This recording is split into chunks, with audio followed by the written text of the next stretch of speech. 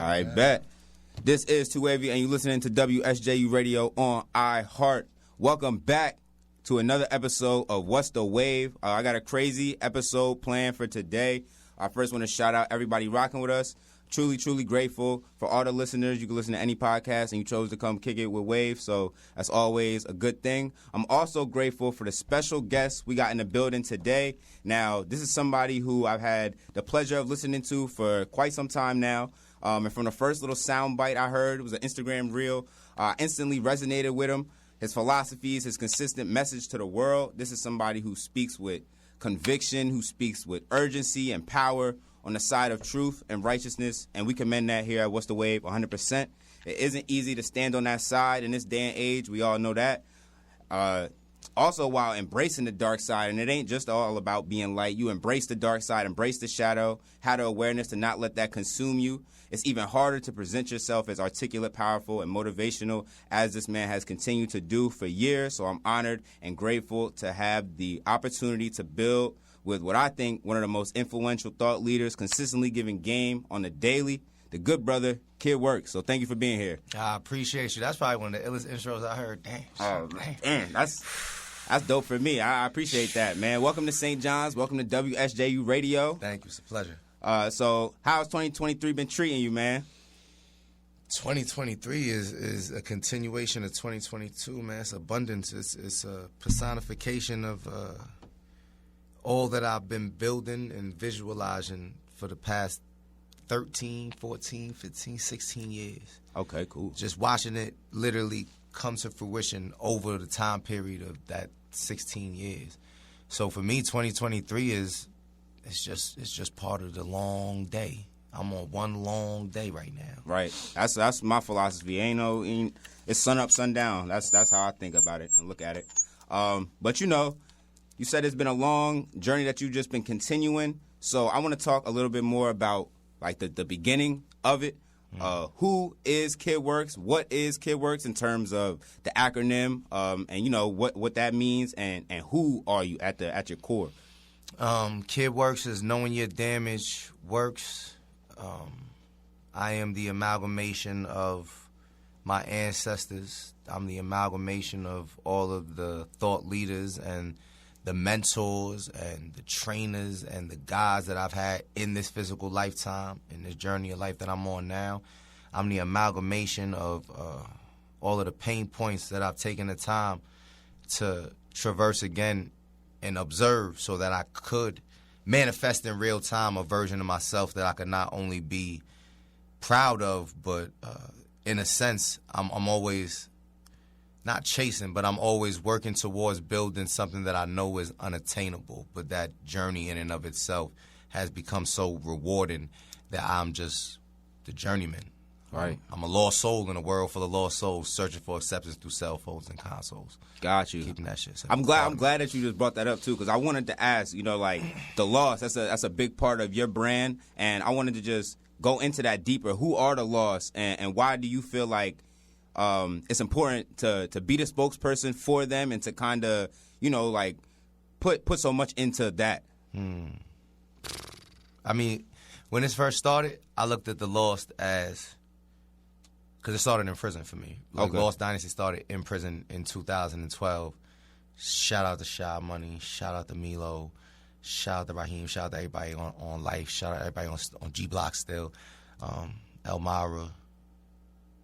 It started out as people that were just cast aside, but were more talented, from my observation, than the people that in the free world and in the real world, quote unquote, we were toting certain people as all-star basketball players, all-star writers, all-star rappers, all-star vocalists. And then I'm sitting in these cages, these pits of hell. And I'm literally meeting people, and I'm like, yo, bro, I don't understand. How could you be literally the most talented human being that I've met on my physical journey? And I've observed all the people on TV. I'm like, you outshine that. I don't understand. Right. And then just to see the human experience, to ask people what their story was, and to watch that unfold. The lost was just that, lost people. And then it grew into the disenfranchised, the forgotten, the unwanted, those that no one took the time to harness whatever made them a unique individual, because we was just lumped into a specific group or demographic, depending on where we came from and how we came up. So the loss became everyone that knew there was more to them, but based on whatever their situation or circumstance was, something and or someone led them to believe that they couldn't be. Mm-hmm. You know, you had to be special. That's where the whole nobody special came from. Right. You don't need to be special for shit. So did you have that in your experience? Did you feel like you were one of those people where, for whatever reason or what be it, you were kind of cast to the side, even though, as we can see and as we know now, it's qualities and it's skills that you have? Well, do you feel like initially, like, you were one of the people that weren't allowed to, not allowed, but you know what I mean? Like, were kind of cast to the side and became one of the lost? I cast myself to the side. Okay. I didn't see value in myself. So even if I was presenting any of these skills and skill sets that I had, let's say 10 years ago, if the negative feedback loops that I wasn't addressing was still prevalent in my current situation and circumstance, there was no way that people that were at a higher frequency could ever let me but so close. Right. Regardless of what I was attempting to do or say in the physical, my internal wasn't aligned. Mm-hmm. You know, there was doubt, there was fear, and even going back 20 years, it was the same doubts and the same fears. But then I wasn't addressing them at all, and I was trying to escape a lot of reality and doing a lot of dirt that ended up putting me in the cage in the first place. So I think I never felt lost. I just knew I didn't have anywhere that I wanted to be. Okay, right, Yeah, right. And I wasn't lost. From that and from those experiences, is that kind of where the awareness began to grow? Because seeing story posts that you post, seeing, the videos and the sound bites and the clips that y'all make, it's clear, it's obvious there's a heightened level of consciousness, of awareness that presents itself. And then even from the Instagram lives and people coming in and they come with their comments and their questions and the answers that you give them, it's clear as day that it's not on just like, I would say, a normal level of awareness or consciousness. So where did that come from, or not even come from, but start to develop into the point where that became the norm for you? Credit to my grandmother. May she sit in the warm embrace of the ancestors. Mm-hmm. She had me in the United African Movement, UAM, when I was 8, 9 years old. I was the youngest member of the UAM. At an early age, I learned about the African diaspora. At an early age, I learned about Kemet, our connection to our ancestry, even on the minimal scale. And I was raised in a Muslim household.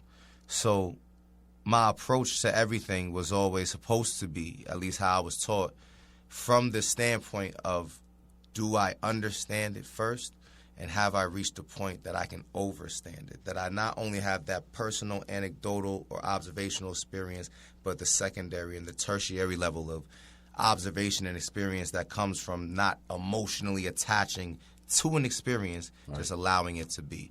So I think it started, if I had to be honest, developing when I was a child, but I fought it. And then I didn't become cognizant and aware of it until I was like 28. That's the wild part, that I was watching myself all my life, and then I hit a certain point where I was like, you're watching yourself, right? Right. And then I sat down and sat still with myself, and the observations became more poignant, more honest, and I couldn't run from the truth anymore. It was too painful. It was the pain of attempting to even stay who I was and how I was shattering my psyche. It was breaking my mind. Right. And I felt myself losing myself, to the point that I couldn't function in a way that I felt was norm, quote unquote, for me. And that's when I just leaned as heavy as humanly possible into the state of consciousness and thought that I exist and stay in now. And it is by force, because I could slip at any moment. I could go have 3-4 drinks and then I'm not thinking the way that I'm thinking right now because I'm clouded in my judgment. But I'm aware before I even go into that state. So I don't even get mad at myself because that means I chose it. I don't drink for that very reason. I don't indulge too much for that very reason. I smoke my bud, but that doesn't seem to take me out of that state of flow. If it did and it was a hindrance to me, I toss that shit to the side too. Pardon me. I toss that to the side as well. But I don't know. I don't think I could ever really narrow it down because I feel like it was the exact same state of consciousness as I was a child. Right. And I just was afraid of it because I knew intrinsically there was not many, if any, that was observing reality like that. Exactly. And the more that I tried to speak to people at a young age about how I observed reality and how I could perceive things, the more I got shot down and shut down because of my age and perceived stage of development. So for a long time, I think I honestly was attempting to the best of me to mirror low frequency and low vibrational patterns. Not even because I had to, even though it was around me, but because I didn't believe there was another option in my youth, in my infancy. Right. And that put me into a negative feedback loop that it took almost 20 years to break. Right. So what were some of the habits and practices that you did start to implement? Because like you say, you reached a point where it was like, all right, yo, like this is driving me crazy. Like, you know what I mean? So what were some of the practices? Because I feel like that is really similar to my whole, not story, but as of right now and in these last 4 or so years being in college while also discovering so much and finding a new passion for reading and getting and taking in knowledge, like, you know what I'm saying? But then being in this type of atmosphere, it's like this is almost my reset because my natural state is to be doing the things that I know are either beneficial, gonna, provide me return on investment, gonna do these things for me. But then you get into a situation with a whole bunch of other people and it seems like it's just that's not really what's going on. That's not the prominent thing. That's not popular. So then it becomes easy. But I want to know, like, what were some of the practices that you implemented as to where, like, you built that up as to be like, all right, I know it's easy to revert back, but we ain't doing that no more. Bumping my head over and over again. Right. Thinking in the beginning that I could be different, that I could do all the things that I saw people crashing out doing, and somehow because of my intellect and my ability to observe, I could almost prove to myself that I could be different but do the same thing. And then those universal laws I had to start implementing. As far as practices, like what loops I replaced the negative feedback loops with, the positive feedback loops became focusing on training my physical body. I wanted to fight, but I didn't want to get in trouble for fighting. So just making sure that I could go to gyms where I could fight, where I could get out physical aggression, where I could do classes and training that would keep me, steadfast on the journey. I purposely started going out of town to areas that I never would have went to be around people that I never would have been around because I was forcing myself to create a version of me that could exist in my uncomfortable state. Right. Because I recognized that I definitely was not doing anything that was making me feel uncomfortable, but all of the things that was making me comfortable made me so uncomfortable at that point. I was done with it. So I started going around random people and having random, honest conversations with random people. That was a great little, I don't know if it was a test that I was giving myself. Could I do it? Could I be open and honest with a stranger that I'm never going to see again? Yeah. Even though I wasn't being open and honest with the people I knew. Yeah. So that helped me to then go back to be open and honest with the people that I knew. People. Yep. Yeah. So I found my true voice.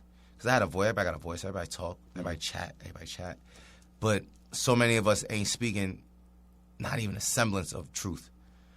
And it ain't for any other reason than we lying to ourselves so deeply that we don't know how to tell anybody the truth. And then that becomes a paradox because you a real one. You ain't lying. Yeah. I ain't lying. Not me. I ain't lying to myself.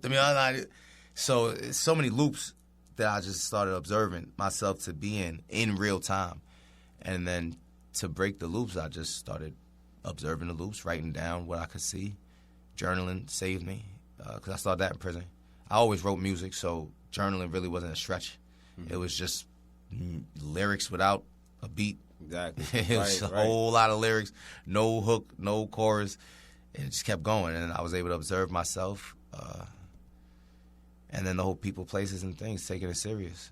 I was in ART program coming out of prison, anger retention training, and I went through ASAT, alcohol substance abuse treatment, 6 months in dorm. I went through all of that. So just to go through things that, I didn't need because I wasn't in jail for drugs and I wasn't a fiend, so I was very confused. Right. But I was like, hey, I'm going through it for a reason. So I learned. I took the time to actually just not block it out and be mad at anything I was going through. And I started looking at every experience as, well, what can I learn from it? Everybody that did me dirty, everybody that didn't live up to what they said they was going to do with me, for me, even when I didn't ask, people that volunteered, that'd be the ones that kicked the most. Like, I ain't even asked you for help. What's going on? Exactly. It was when I started being more honest with myself that I was able to be honest with everything and everyone around me, and then and only then was I able to start breaking the loops by replacing them consciously with new loops. All right. So it sounds like, and this is something that I hear on your platform all the time, it sounds like you began to do the work. Yeah. I want you just to go in depth a little bit and then just talk a little bit more about what that means, because I feel like that's so important. And I mentioned in the introduction about how I hear you constantly talking about embracing that darker side and embracing that shadow. Yeah. And so what does it mean to you to do the work? Because I think this is a message that a lot of people need to hear. Doing the work for me always boiled down to what self-love has to equate to, and that's the equation of what are the things that you know you need to do to make you the better version of yourself. I can never define it because every unique individual has a subset of things that makes them a better version of them as an individual. But we know it. Right. If we don't know it, the few people who are born into those very distinct trap-like situations where they really had zero outlet, had zero example, I'm not talking to them right now. I'm talking to the majority of us. If you in a school, if you at work, if your parents gave you even 5% of a chance, then that means that right now you have 100% of a chance to make a difference. But you're not, because a lot of us are still leaning on the excuses of what went wrong, who didn't do what for us, what our parents didn't do when we needed them. But we talking about that as an adult. Mm-hmm. We're literally attempting to have our inner child speak for us in our adult form. It's never going to work out. So doing the work became, again, writing down those things so I could see it in front of me. Like, oh, I know I need to be in the gym instead of being here hanging out with these chicks and hanging out with these dudes I don't even really like. But the homies want me over here because they know if I'm over here, we might get a few more chicks over here. So I'm really just, I'm just here for you. Yeah. I'm not even really here for me. At this point. I'm literally here for everyone else but me. So it's just getting to that deep, honest moment where it's like, these things on this list are my assets. And then that next column that nobody want to write, these are my liabilities. These people, these actions, these places, these thoughts, these things. We could all do it. We choose not to because that's a hard pill to swallow. And it's quite painful when you see on paper something that you've known 4 years, 5 years, 6 years, 10 years, 15 years. The pain gets deeper because now you're addressing that you could have made this change 4 years ago, 5 years ago, 6 years ago. It's giving yourself that grace in that moment of acceptance that you now can begin to do the work, quote unquote. That you can look at that list of what's going to make you the best version of you based on what you define in this moment, where you're at in this moment. You can define what a better version of you is. 99.9% of us can. It's sickening to do it because there's a lot of BS you got to write down and look at and be honest about. But once you do it again, you can begin to do the work. Self-love. Right. I think that's like so important. I have done a lot in the past just to kind of relate and show you where I'm coming from with it, just because that was like a big topic for me, trying to figure out like what that really means. And over this is my senior year, so I'm about to graduate in May 21st, and it's all said and done, you know what I'm saying? So it's been a long time coming, but just even over this past year, it's just like so much that I figured out, and then changes that I'm trying to make just because of coming up, operating in a certain way, whether you want to call it autopilot or whether you want to call it from a lower perspective, a lower point of consciousness for so long. So certain things just tend to become the norm. But then as I'm going more deeper and deeper into certain topics, I'm realizing it's like what self-love is. And it's really just that awareness. You know what I'm saying? And so it's like, well, then I'm thinking about stuff before I do it. So it's like, if I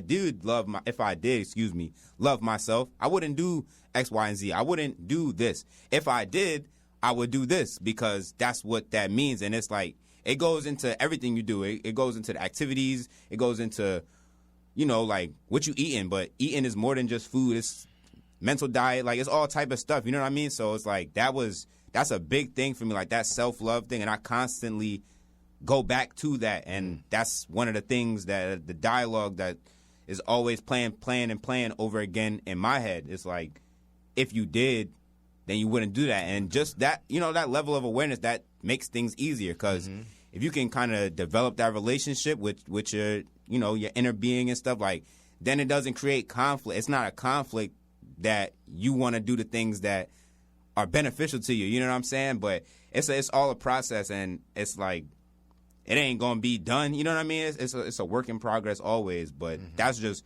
where I'm coming from with it. But I definitely appreciate your perspective on it, because I feel like you give that perspective that's like that big brother perspective, where it's like, I'm going, and this is something that you actually said. You said this to Poncho in one of the episodes. You told him, you was like, I'm not trying to tell you what you want to hear, or hold on, I wrote it here. Let me see.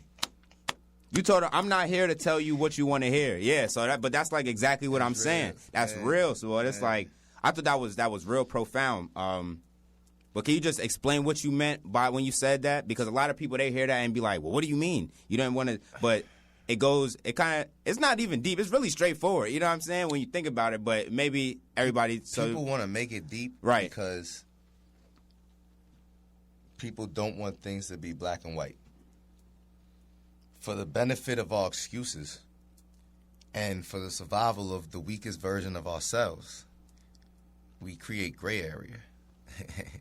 And then we allow the weakest version of ourselves to not only survive, but begin to thrive in this gray area.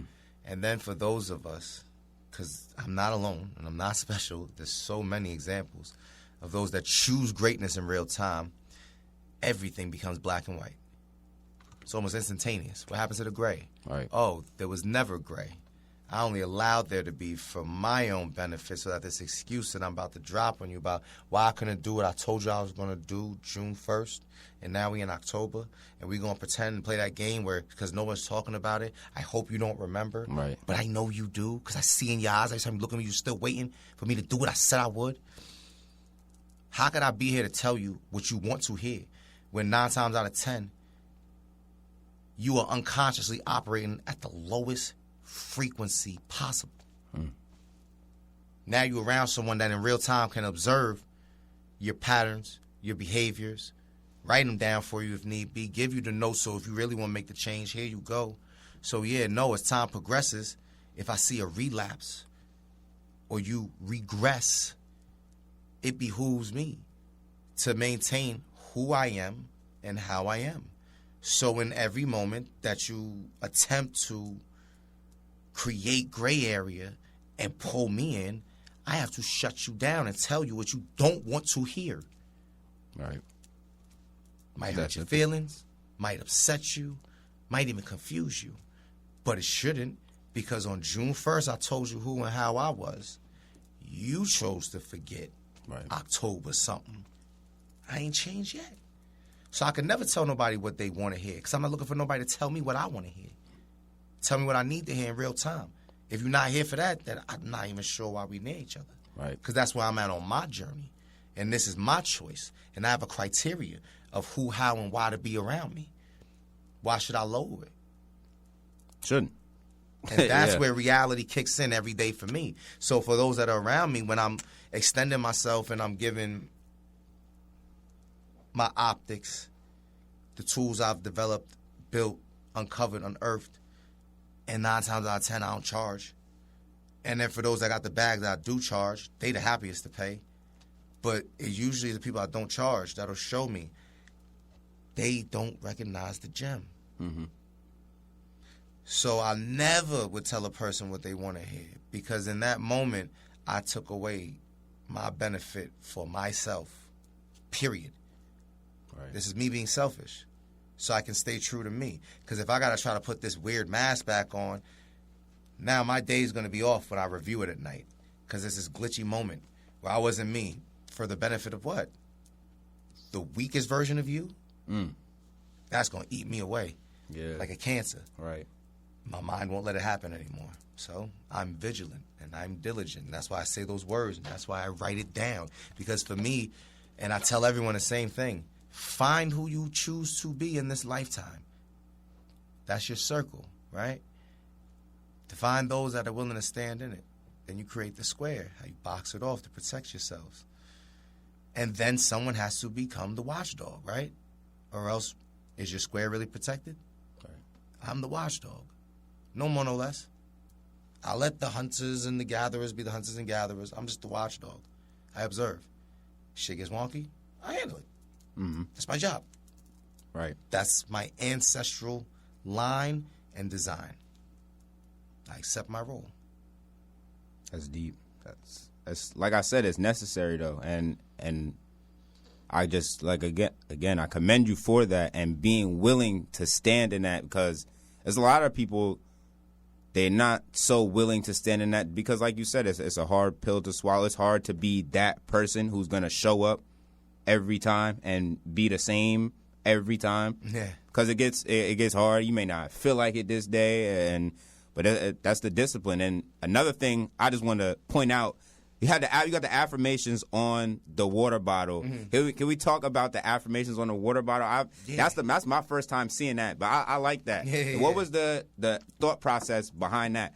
So I've done a lot of study into the actual psychological state of flow state. Mm-hmm. I've done a lot of study in marketing. So I went to college and I was studying marketing. That's why I started my companies, Lost Dynasty, so as a musician I could get a better handle on the business end. Alpha Fitness LLC with my brother Saul Blake, so I could get a better handle on the fitness end and how to monetize the fitness end. And in all of these studies, I always kept coming back to affirmations. It was used in sports. It was used in schools. It was used for armies. It was used throughout history. So then I started looking, again, going back to marketing, because for me, it's interconnectivity, law of one, everything's connected. Yeah. I started seeing the connectedness of the destructive affirmations, because an affirmation is just that, it affirms. You can affirm in one of two directions, up or down. I guess you could say right or left, but that's gray, because right now we're talking about polar opposites, right. Negative and positive. Are you affirming a negative or positive? And then I started researching frequencies with plants, solfeggio tones, and then I landed on, I guess it's pagan study, how they would use jars and they would use containers to store water, and just like the priests that create the holy water based on their faith, they created the healing water based on theirs. Right. They created the metamorphosis water based on their faith and ideology. And I started applying it in real time, because the only way to be true with it and to it is to be true with it and to it. So it's my day-to-day. It's not something I do for cameras. It's every day I carry that water. It doesn't matter where I'm at. Words will change based on where I'm at, how I perceive myself, or what I need to add in to my repertoire, because someone else might have observed me and noticed something that I wasn't even observing about myself that I now want to affirm and lean into. So yeah, affirmation water is just that. Water's our life force. Everybody knows that. Right. So to charge the life force with the ideas and the thoughts and the feelings that will keep you in a quote-unquote positive feedback loop is you reclaiming your power. There's very, very few things we control in this lifetime. The ebb and flow of who and how we are is something we can control, but we've been led to believe we can't and shouldn't. Now, we talking about flow and the flow state. That's something that I go into like way, way deeper, and even it translates to my music, because in the music, I started going with the whole flow god. I'm a self-proclaimed flow god. So, but even though I feel like flow is real, real important when it comes to the music, I come from bars, like listening to Lil Wayne, listening to, like, you know what I mean? So it's like my whole basis, it'd be like, oh, I'm trying to say something. But the flow is important nonetheless. But I respect everybody who's lyrical, because that's where I'm coming from. That's the place where I'm coming from. But I wanted to do a little WSJU rap genius. You said, I want you to break down this bar. You said, Murphy's Law in effect, place your bet. It'll be collateral damage if I spray the tech. Get 'em wet, I ain't talking about rain. I'm the type of mess around and dodge raindrops. So that was hard. Like, that, the live performance, y'all went crazy on that. That was you, and Poncho was on the keys, right? Yeah, no, y'all went crazy on that. Shout out to Poncho again. Like I said, I'm a fan of Unrehearsed. Shout out Unrehearsed. Y'all got something dope going there. But talk about the bars for a second, right there, because you dropped something on them right there. Well, Murphy's Law is anything that can go wrong will. And then Murphy's Law in effect, place your bet. So most people believe that we can control fate. That's why we like to bet on things. Hence why I lead off with Murphy's Law, just to remind before you place the bet that anything that can go wrong will go wrong. And then spraying the tech was just, that's self-explanatory. I at one point was just retarded, and I like to do dumb things, and I did dumb things with a lot of dumb people. But again, because Murphy's Law is the lead out, anything that can go wrong will. So no matter what scenario, what choice you make, whether you're the one gambling, whether you're the one spraying the tech, whether you're the one ducking and running, anything that can go wrong will. But in the end, I'm still the one that dodge raindrops, because I'm going to create reality as I see fit. That was fire. When I heard that, like, it put the whole picture in my mind. I felt like Neo, like the Matrix, like when everything stopped, like, you know what I mean? I was like, oh, nah, that was crazy right there. You the first one to even catch the Neo Matrix for joint, real? Though. Yeah. You literally the first one. Kudos to you for that. Nah, you know, that's my movie right there. I am Neo, you know what I mean? As you should be. As we all are, Law of One. That's where they try to trick us. Even though they gave us the source in the movie when they showed us that Neo wasn't the one. He was just part of the source code, and everyone had pieces of the source code in them. Yeah. But nobody wanted to accept that greater truth. They was like, but it's Neo, but Neo. So that you do the live performances, are you constantly still working and putting out music? Because I know I was on your live. I be on your live all the time, but I like the kind of like the brainstorming thing that you do. Like, you were just flowing. I mean, you know, that's how I find new songs. Going through beats and then just kind of like grabbing the flow on them. I definitely like that. So, you got anything, you know, in the works, or have you been working on, whether it be like a project or a new visual? Yeah, we got the 3 songs that's dropping. My Mess Lament just dropped. That's Ego Death. Up Like Smoke drops on 420. And then Hypno drops either the end of next month, or next month is June. Hypno drops in June. Beginning of June, first or second week. And then we got a funk little EP that's coming out, and I'm working with the incomparable Cambada right now. Shout out Cambada, shout out Black Magic. He got a project he just did with Loaded Lux that he just dropped. Yeah, he one of the fiercest lyricists I've had the pleasure of being in a room with. So besides the 6-month run of music that I just dropped to end off 2022, I already dropped my Mess Lament. It's out now. And then Up Like Smoke dropped 420. So you said Ego Death? Yeah, my Mess Lament is Ego Death. I like that. Yeah. One of the 2 books I was reading Eckhart Tolle this summer before I got here back on campus for my senior year. But so 2 of them books, The Power of Now, and then the other one, I don't even remember the name, but it was like an orange cover. But that one, they go real deep into the ego, and that was my first time experiencing, or like kind of hearing it from the side that's not just like when somebody like, oh, that's that ego. Like, you know, when people just be talking about it, they don't really know what they're talking about. There's a negative connotation on exactly. ego, not understanding that the ego is part of the shadow and it's something that's meant to be integrated for you to have your higher form of self. Right. That's exactly what I was going to say, because I feel like it's so much, even with the whole shadow thing, like there's so much push to be like, oh, you got to beat your shadow, you got to eliminate your shadow, but it's like you can't. Like, think about a shadow outside, or like when you look in the sun, like you're not going to be able to separate. It's gonna be with you wherever. Cast the shadow always. Exactly, and I feel like that's the part where I was at, because originally when you hearing about it, you just taking what you hearing. So I'm like, okay, well, if I gotta beat this, how can I beat this? And then you come to find out, it's like, oh, you're not gonna beat this. So you need to learn to embrace this, learn to love all those parts about you that you wanted to shun and cast to the side, but learn to love that, because that's useful, and there's gonna be times where that has to come out, but you don't lead with that, and so that's the difference too, and that's having discernment and being able to tell. But what is your take on embracing your shadow rather than defeating your shadow? I think most people don't even recognize what their shadow is first. You hit that on the head. Like a lot of people, because of the negative connotation on ego, negative connotation on shadow, negative connotation on being a quote-unquote monster or being quote-unquote aggressive. Same reason why a lot of people misconstrue who and what I am off of certain clips and believe that they know me because they saw a 30-second to 1 minute clip. Pardon me.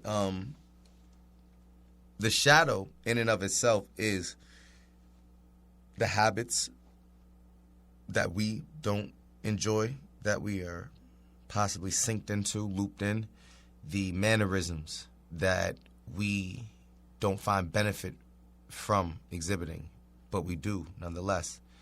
The shadow is all those things about us that other people might observe and be like, why do you do that? What's wrong with you? There's something wrong with you. It's all the things that if we don't, to a degree, integrate, what we do is attempt to repress.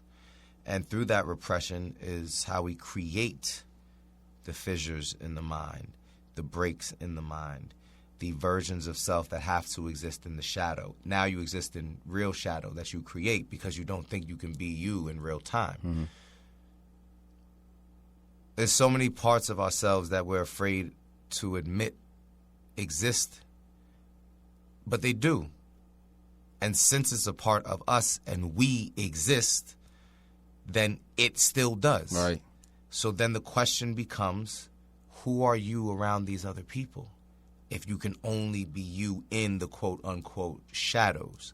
So the integration of the shadow is literally just allowing yourself to be who and what you are, how you are, so that you don't break your own mind for the benefit of the stranger that probably could give two dirty turds about it. Right. No, that's powerful. Definitely.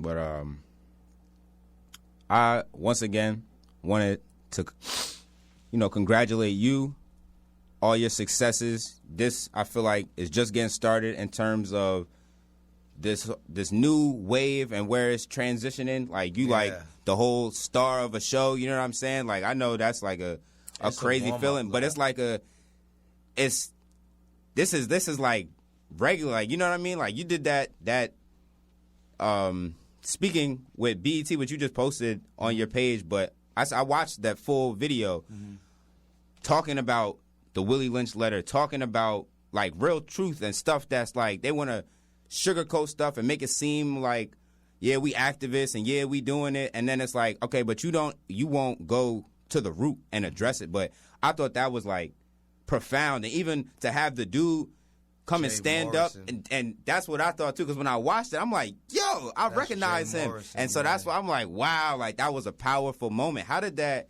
opportunity come about for you to have that chance to speak, and what did that feel like in the moment? Shout out to Black Vinny. That's my guy who started the Don't Shoot organization that I referenced in the video. He was actually standing like 3 people next to me. He sat down because he didn't like to be on camera because he was still outside. He was still doing a lot of things outside. Even though he was running the Don't Shoot organization, he was still involved with a couple of things. He ended up getting locked back up. That's why Don't Shoot kind of fizzled away.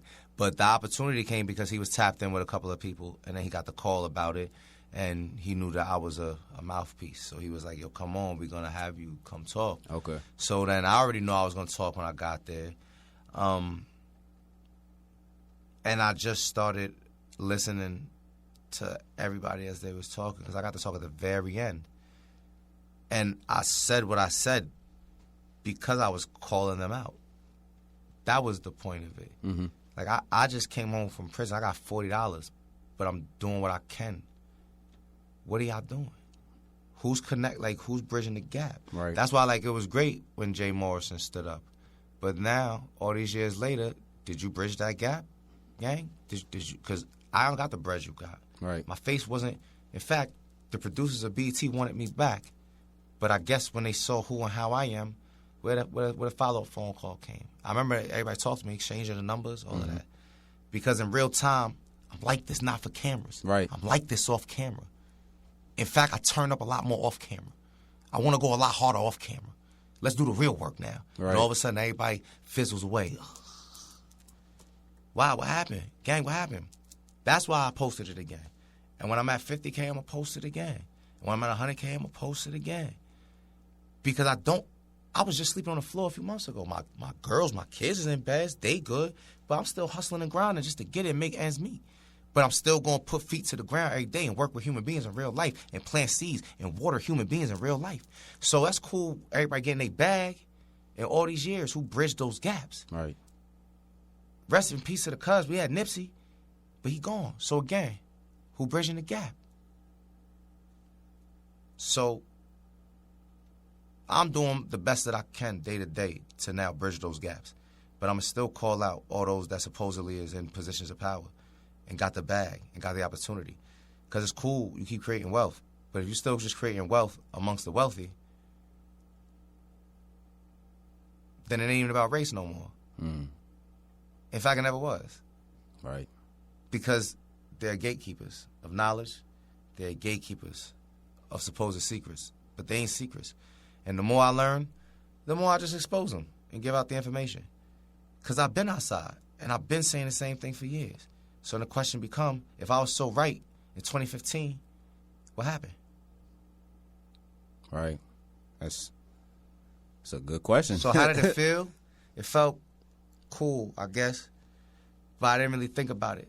Because I just knew that was a moment for me to use my voice and let them know, if you can hear me, why don't I hear y'all?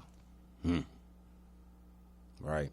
And so that's interesting, though, because when you look at it just from that, you would have thought, based on you the would have took me under the wing and we would have been on the streets together. Nah, ain't nobody want to, listen, like I said, it looked good on camera. Mm-hmm. But when the camera stopped rolling, who want to keep that energy? I realized there ain't that many. Right. And that's where doing the work come in, because you would have been committed to that. And just from seeing that, like, I watched that video.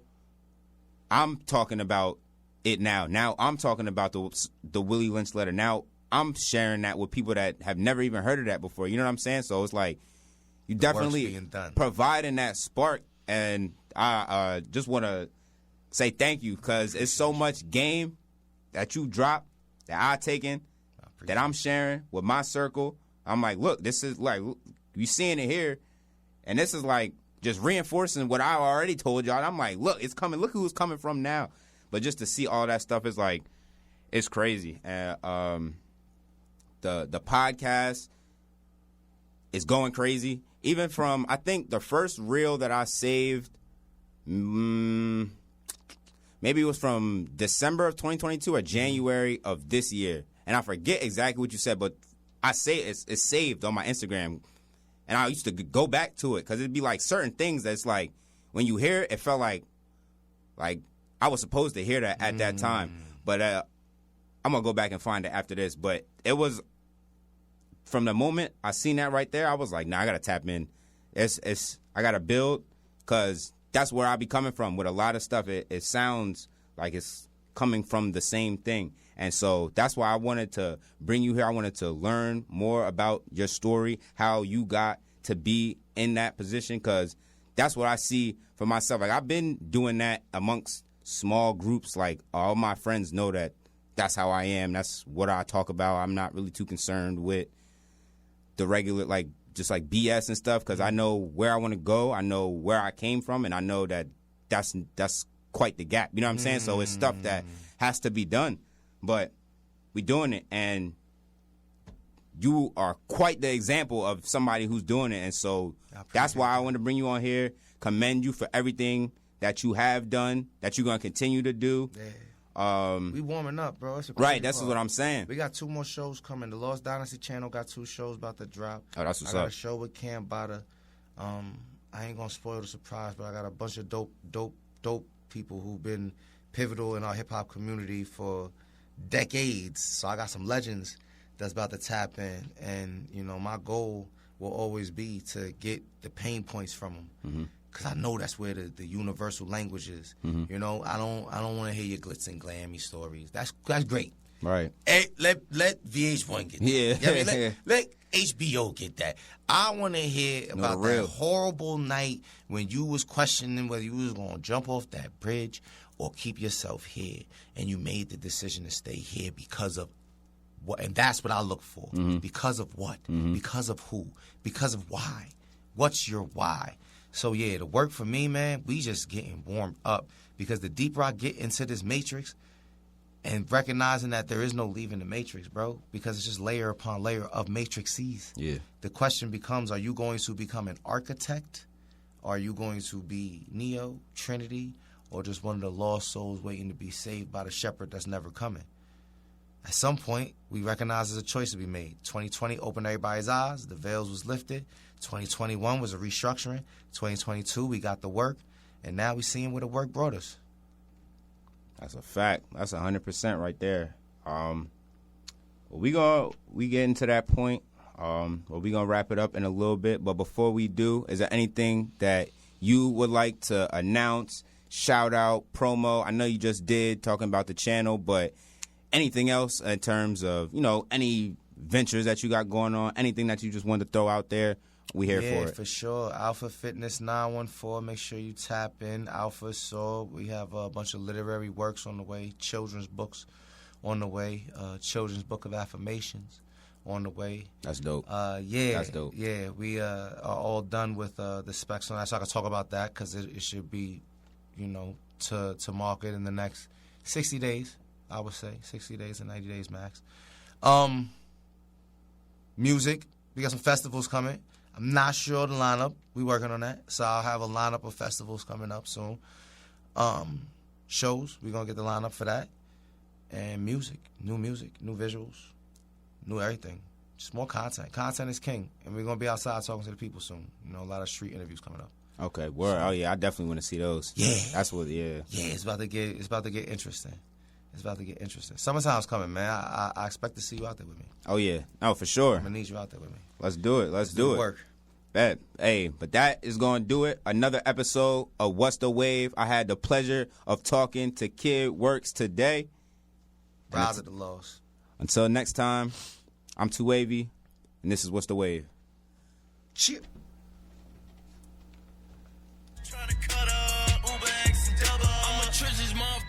Can't switch this shit. Cocky muff from 300, get my grill watching BML take over free big beach on IG with the back.